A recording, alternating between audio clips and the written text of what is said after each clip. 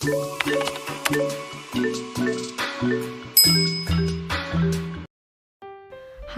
selamat sejahtera murid-murid. Bertemu kita dalam drama 12 minggu bersama Cikgu Viani untuk episod yang keempat bagi tahun 6, yaitu Lompat Lentang ataupun Fosbury Flop. Baiklah, standard pembelajaran kita untuk episod kali ini ialah murid-murid semua akan melakukan lompat tinggi dengan gaya Fosbury Flop ataupun lompat lentang. Dan dalam melakukan lompat tinggi ini, murid-murid semua akan dapat mengenal pasti bahagian badan yang terlebih dahulu menyentuh tilam semasa mendarat. Yang kedua, murid-murid semua akan mengenal pasti sudut lonjakan semasa melakukan lompat tinggi gaya Fosbury Flop ini. Tanpa buang masa, jom kita kenali apakah itu lompat lentang ataupun Fosbury Flop.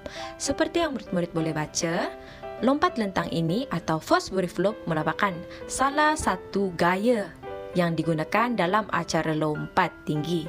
Apa yang murid perlu lakukan adalah lari landas. Yang kedua, melonjak melepasi palang dengan menggunakan kaki yang dominan.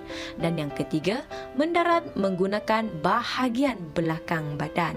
Dan untuk pengetahuan murid-murid semua, gaya Fosbury Flop ini diperkenalkan oleh Richard Douglas Fosbury, iaitu atlet lompat tinggi dari Amerika Syarikat. Pada ketika dia menggunakan gaya Fosbury Flop ini, dia telah memperoleh pingat emas di kejohanan Olimpik pada tahun 1968 dengan ketinggian 2,21 meter. Jom kita saksikan acara lompat tinggi yang menggunakan gaya lompat lentang ini.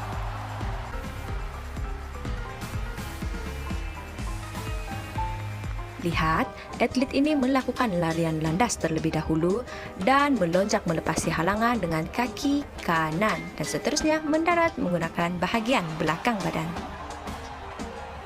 Baiklah murid-murid, jom kita kenali 4 teknik lompat tinggi gaya Fosbury Flop. Teknik yang pertama ialah lari landas. Murid-murid akan berlari pantas untuk mendapatkan momentum sudut lompatan.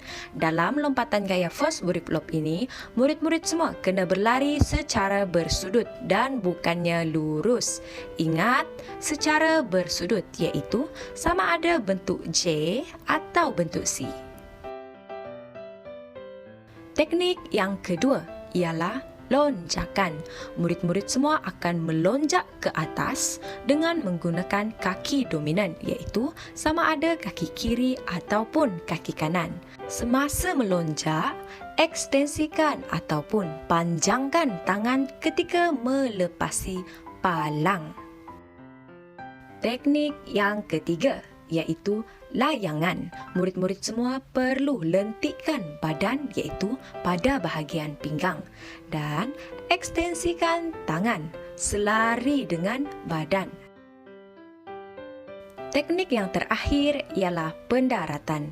Untuk mendapatkan pendaratan yang baik, ekstensikan kaki agar tidak menyentuh palang, iaitu panjangkan kaki untuk elak daripada sentuh palang.